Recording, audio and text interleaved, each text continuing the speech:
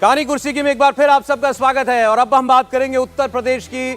आपको बता दें, समाजवादी पार्टी के नेता अखिलेश यादव को ईडी का समन आया था और वो अब केंद्रीय एजेंसी की रडार पर है। अवैध माइनिंग का मामला है और उनको बतौर गवाह, माफ कीजिएगा, ईडी नहीं सीबीआई ने आज उनको बुलाया था। मामला जब वो मुख्यमंत्री थे तब का है और खनन विभाग 1 साल उनके अपने पास भी रहा था और उसके बाद गायत्री प्रजापति को यह विभाग मिला था और उस वक्त अवैध पट्टे दिए गए जो निरस्त भी किए थे कोर्ट ने, उसको लेकर के मुकदमा चल रहा है और उस केस में गवाह के तौर पर उनको बुलाया गया था सीबीआई के द्वारा।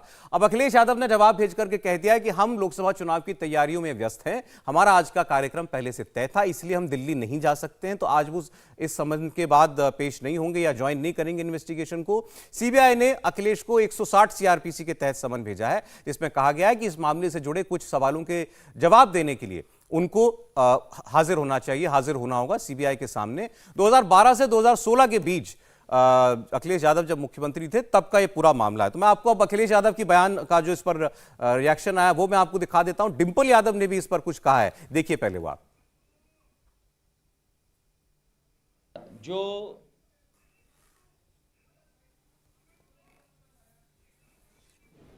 सीबीआई की तरफ से कागज आया था उसका जवाब मैंने दे दिया है। तो ये जो चीजें आप देख रहे हो, समन आना चुनाव से पहले, ये भारतीय जनता पार्टी के प्रकोष्ठ की तरह काम करते हैं। देख रही है जी, पहले लीडर नहीं है ऑपोजिशन के जिनको समन आया है और मैं समझती हूँ कि इस तरह की दबाव लगातार जहाँ लीडर्स पे बनाए जा रहे हैं, जहाँ उद्योगपतियों पे भी बनाए जा रहे हैं, जहाँ पे हमारे व्यापारियों पे बनाए जा रहे हैं, जहाँ पे छोटे व्यापारियों पे भी बनाए जा रहे हैं, तो पूरे जितना भी स्ट्रेटा है हमारी इस हमारे जो सोसाइटी का है, उन सब पे किसी ना किसी तरह का दबाव बनाया जा रहा है।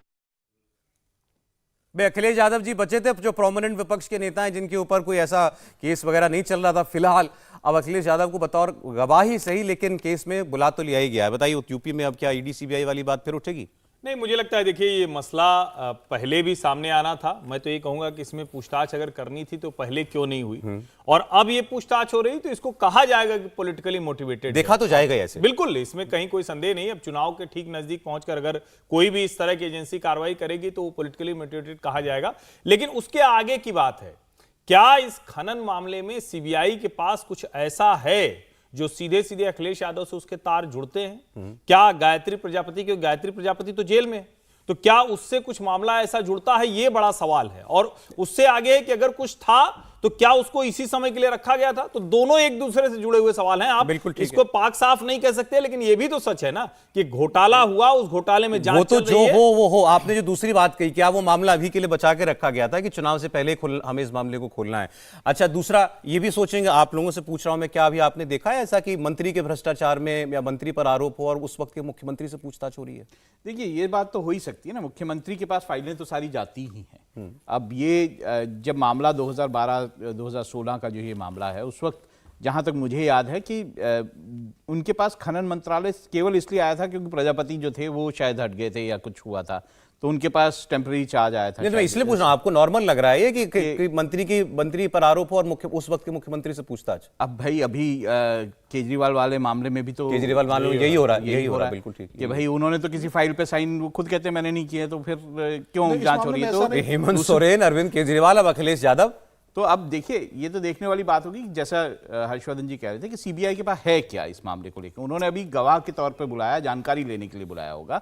ये भी हो सकता है कई बार एजेंसीज इसलिए बुलाती कि उस दौरान क्या क्या हुआ उसको मैच करने के लिए, क्योंकि दूसरा कुछ और बोल रहा है कि अच्छा ऐसा ऐसा ऐसा ऐसा हुआ था, तो वो मुख्यमंत्री से जानना चाहते होंगे उस दौरान क्या हुआ था एग्जैक्टली। देखिए, अखिलेश यादव जब मुख्यमंत्री बने 2012 के अंदर, तो खनिज विभाग अखिलेश यादव के पास था पहले 1 साल तक। ये मामला 1 साल जब उनके पास रहा, हमीरपुर का मामला है जहां 100 करोड़ के घोटाले की बात आई थी और कहा गया है कि कई पट्टे बिना इसके अपने परिचितों को दे दिया गया जिनको वो ओबलाइज करना चाहते थे, और ये मामला दर्ज हुआ था। उसके बाद प्रजापति को मंत्रालय दिया गया। तो सीबीआई ये जानना चाहती है कि जो पट्टे हमीरपुर के दिए गए थे जिसमें 100 करोड़ का भ्रष्टाचार का आरोप लग रहा है, क्या वो अखिलेश यादव के कहने पे दिए गए, क्योंकि प्रजापति जो बाद में गिरफ्तार हुए, ऐसा कहा जाता है कि ये कहा गया है कि मुख्यमंत्री कार्यालय से नाम भेजे गए थे जिन्हें पट्टे देना है, तो सीबीआई आपको हेमंत सोरेन, अरविंद केजरीवाल उस लीक का मामला लग रहा है या नहीं? अखिलेश यादव के लिए चिंता की बात नहीं है? हेमंत सोरेन का तो सीधा सीधा मामला है, अरविंद केजरीवाल का भी सीधा सीधा करप्शन का मामला है। मुझे लगता है इसके अंदर सीधा नहीं है, गवाह के रूप में बुलाया है, प्रजापति इसमें मेन अक्यूज रहा है।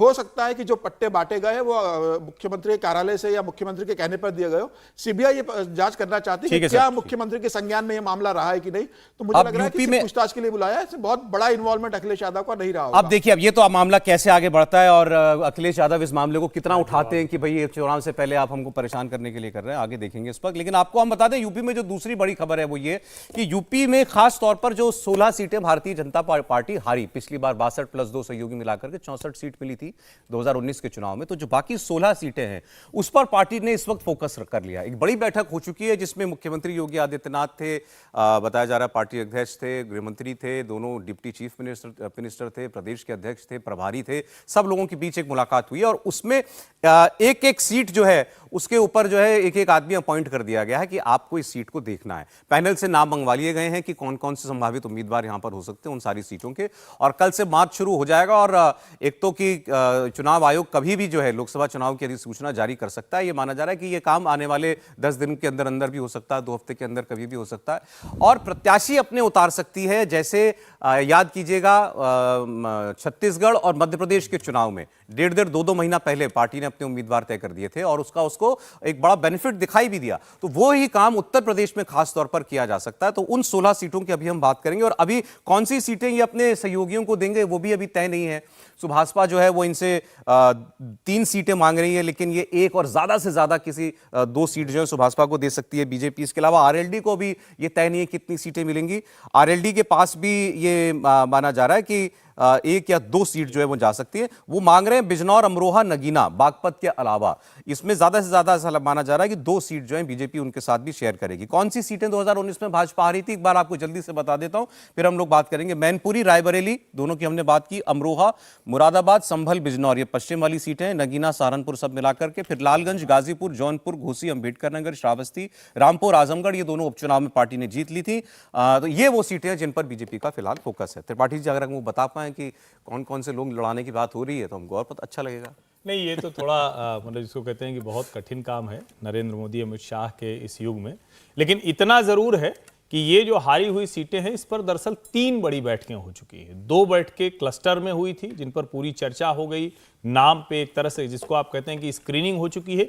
तीसरी जो बैठक 2 चरणों में हुई है पिछले 2 दिनों में, जिसमें सभी जहां उत्तर प्रदेश के संदर्भ में कहें तो मुख्यमंत्री से भी बात हुई है, उप मुख्यमंत्रियों से भी बात हुई है, जो प्रदेश प्रभारी हैं और जो प्रदेश महामंत्री संगठन हैं, इन सब के साथ मीटिंग हो चुकी है। जिसको हम कहें कि नाम लेके जाने का वो काम भी लगभग पूरा हो चुका है। और आज तो चूंकि बैठक की है तो हो सकता है कि शाम को या कल तक इसका कुछ ऐलान भी हो जाए। मोटा मोटा यह है कि उसमें पार्टी जिन सीटों पर हारी है उसमें क्या वही वाले प्रत्याशी होंगे जो हारे थे, तो लगभग वो प्रत्याशी बदलते हुए दिख रहे हैं, नए प्रत्याशी वहां होंगे। अब जैसे एक उदाहरण ले लें, अगर गाजीपुर की बात कर लें तो गाजीपुर से मनोज सिन्हा थे तो वो तो अभी उपराज्यपाल हैं वहां जम्मू कश्मीर में। घोसी की बात करें तो घोसी में हरनारायण राजभर, अब वो भी वहां नहीं है तो वहां भी नया प्रत्याशी होगा। इन दोनों में से किसी एक सीट को ओम प्रकाश राजभर जी को दिया जा सकता है। ये जो दोनों राजभर जी को एक सीट है। okay. इसके अलावा कहें तो जब पश्चिमी उत्तर प्रदेश में जब आप आते हैं, संभल है, मुरादाबाद है, सहारनपुर है, तो इन सब जगहों पर जब आप जाएंगे तो एकमात्र सीट है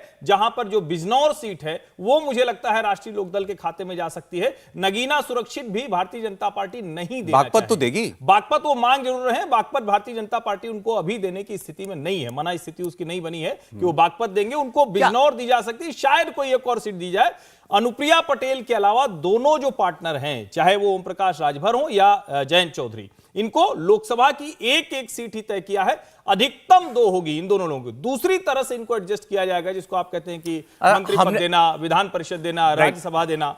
हमने सर्वे किया था, आप भी थे। अब 80 में से 78 सीटें हमारा सीनेक्स का पोल बता रहा है कि बीजेपी जीत सकती है। त्रिपाठी जी से ये कमेंट ले रहा हूं मैं, बीजेपी इस बार कितनी कॉन्फिडेंट आपको लग रही है अंदर खाने?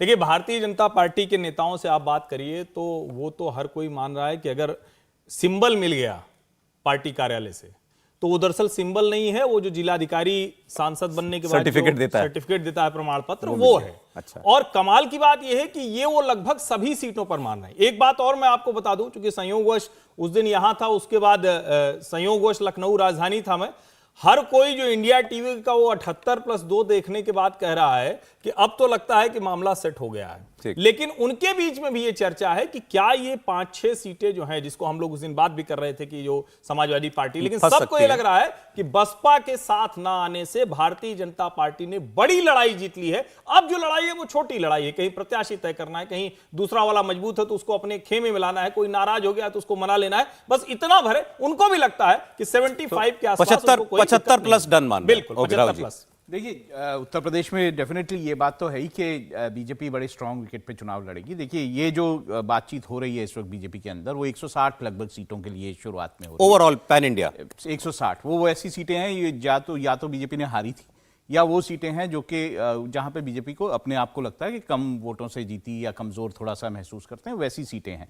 अब इसमें ये भी बात है कि बहुत सारी, जैसे अब दिल्ली की 3 सीटें हैं जिस पर विचार हो रहा है कि चांदनी चौक जैसी सीट है कि उस पर विचार हो रहा है कि क्या वहां पर प्रत्याशी को चेंज कर दिया जाए। वहां पर नाम आ रहा है एक फिल्म एक्टर का, वो बात आ रही है। दूसरी 2 सीटें, गौतम गंभीर वाली सीट जो है उसको बात आ रही है, हंसराज हंस वाली सीट की बात आ रही है कि वहां पर क्या प्रत्याशी चेंज किया जाए। तो इस तरह के फैसले जो है 160 सीटों को लेकर किए जा रहे हैं। अरे एक बार हम लोग कल बिहार की भी बात कर लें। कल हमने सर्वे दिखाया था बिहार का, और 40 में से 35 सीटें बीजेपी और या एनडीए जीत सकता है वहां पर, ये हमारे सर्वे में दिखाई दिया। ये सर्वे ये मान के किया गया था कि जेडीयू और बीजेपी का सीटों का बंटवारा लगभग उसी तर्ज पर होगा जैसा 2019 में हुआ था, बराबर सीटें। उसमें बीजेपी सारी सीटें अपनी निकालने की पोजीशन में हमें दिखाई दे रही है। जेडीयू को थोड़ा डेंट है, वहां पर चिराग पासवान की पार्टी, उनके चाचा की पार्टी जो वो भी चुनाव लड़ेगी, उनको भी थोड़ा डेंट लग सकता है। लेकिन कुल मिलाकर के 35 के आंकड़े तक जो है वो एनडीए वहां पर जो है वो पहुंच सकता है। यूपी पर एक कमेंट, फिर मैं बिहार की भी बात करूं। समीर, यूपी बिहार मतलब देखिए, मुझे लगता है कि यूपी के अंदर तो भारतीय जनता पार्टी 80 की 80 सीटें जीतने की तैयारी कर रही है। भले ही 2 सीटें से लग रहा है कि आजमगढ़ और मैनपुरी जो विपक्ष को जा सकती है, समाजवादी पार्टी को जा सकती है। मुझे लग रहा है भारतीय जनता पार्टी पूरी 80 सीटों को लेकर गंभीर है, और पार्टी ने बहुत, केंद्रीय नेतृत्व ने, अमित शाह और मोदी ने कह दिया है कि उत्तर प्रदेश में एक भी सीट पर समझौता मंजूर नहीं होगा। प्रदेश संगठन को संदेश दे दिया गया। मुझे लग रहा है 80 की 80 सीटों पर भारतीय जनता पार्टी बहुत दमंग चुनाव लड़ेगी। हो सकता है एक आध सीट भारतीय जनता पार्टी आ जाए। मुझे लग रहा है कि 78 सीटें भारतीय जनता पार्टी किसी भी स्थिति में उत्तर प्रदेश के अंदर जीतेगी। इसके अलावा भारतीय जनता पार्टी सिर्फ हारी हुई सीटों पर नहीं, जिन सीटों पर कम मार्जिन से जीती उत्तर प्रदेश में, उन पर भी विचार के, जैसे मछली शहर बहुत कम मार्जिन से 181 वोटों से जीती थी, मेरठ की सीट 4000 वोटों से जीती थी, चंदौली की सीट 5 से 7000 वोटों से जीती थी महेंद्रनाथ पांडे की। तो ऐसी सीटें जहां भारतीय जनता पार्टी 4 या 5000 वोटों के मार्जिन से सिर्फ जीती है 2019 के लोकसभा चुनाव में, उन सीटों पर भी भारतीय जनता पार्टी दूसरे उम्मीदवार को उतारने पर विचार कर रही है। हमने 2 सर्वे किए, यूपी का सर्वे दिखाया आपको और हमने दिखाया बिहार का सर्वे। 120 सीटें, और हमारा आंकलन ये कह रहा है कि इन 120 में से 113 सीटें जो हैं वो बीजेपी निकाल सकती है। 120 में से 113, 78 + 35। अब अगर आप इसको 2019 से आप तुलना करेंगे इसकी, तो बिहार में थी उनकी 39 सीटें और 64 सीटें जो हैं वो उनको मिली हुई थी उत्तर प्रदेश के अंदर। तो यहां इस कैलकुलेशन के हिसाब से तो Bharatiya Janata party 10 seat add कर रही है। नहीं, निश्चित तौर पर। और देखिए, उत्तर प्रदेश एक ऐसी, जिसको हम कहें ना कि इस चुनाव में धुरी बन गया है। धुरी बन गया क्योंकि अयोध्या धाम में राम मंदिर प्राण प्रतिष्ठा हो गई। धुरी बन गया है, काशी में प्रधानमंत्री नरेंद्र मोदी खुद वहां से प्रत्याशी हैं। अब तो कहते हैं कि अरे हम तो यूपी वाले हैं, ऐसे बोल देते हैं कि लगता है कि मतलब उत्तर आप बिहार में सर्वे में नहीं थे, जरा उस पर बताइएगा। नहीं, बिहार में मेरा मतलब मैंने पहले भी ये कहा था जब इंडिया टीवी के पहले के सर्वे में था, और अभी मैं कह रहा हूं कि देखिए, भारतीय जनता पार्टी की स्थिति तो कभी खराब नहीं थी। मैं 20+ के आसपास देख रहा था। लेकिन अगर ये लूज कर रहे हैं, 5 सीटें कम हो रही हैं, 39 के हिसाब से कहें तो 4 सीटें, लेकिन 40 के हिसाब से कहें तो 5 सीटें। क्योंकि मेरा यह मानना है कि आज की स्थिति में 19 से जो बढ़त मिली है, जिस तरह के राजनीतिक समीकरण बदले हैं, मोहन यादव के मुख्यमंत्री बनने के बाद जिस तरह से वहां पर मोहन यादव का दौरा हुआ है, जिस तरह से जो नरेंद्र मोदी की ब्रांड पॉपुलैरिटी है वो बहुत बढ़ी है, और जो दूसरे ब्रांड से वो कमजोर हुए हैं, जिस तरह से लालू यादव बिहार में वो फैक्टर नहीं रह गए, जो फैक्टर जिसको कहा जाता था ना कि समोसे में आलू रहेगा तो बिहार में लालू रहेगा, हालांकि वो नीतीश जी ने अपने लिए लगता है कुछ कॉपी पेस्ट करा लिया है। तो लेकिन उसके बाद मुझे लगता था कि अगर नीतीश जी वापस आ गए तो ये 40 वाला कॉम्बो होना चाहिए था। अगर 35 तक जा रहा है तो इसका सीधा सा मतलब हुआ नीतीश कुमार की लोकप्रियता में भारी गिरावट है, और उसका खामियाजा इस गठजोड़ को भुगतना पड़ रहा है।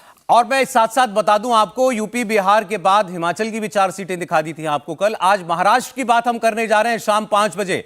इंडिया टीवी सीएनएक्स का ओपिनियन पोल शाम 5 बजे से जरूर देखिएगा आप, महाराष्ट्र की 48 सीटों को लेकर। और महाराष्ट्र में क्या सीटों का बंटवारा हो रहा है वो अभी हम आपको इसी प्रोग्राम में एक छोटे से ब्रेक के बाद लौटेंगे तो हम बता देंगे। बड़ी चर्चा हो रही है इंडिया टीवी के इस सर्वे की, सोशल मीडिया पर खासतौर पर बड़ी बड़ी शर्तें भी लग रही हैं, बड़ी बड़ी चुनौतियां भी दी जा रही हैं। सर्वे है, देखिए हमारा तो जो आंकलन निकला हमने आपको बता दिया, आपको मानना है तो मानिए। अब महाराष्ट्र की बात होगी आगे छोटे से ब्रेक के बाद।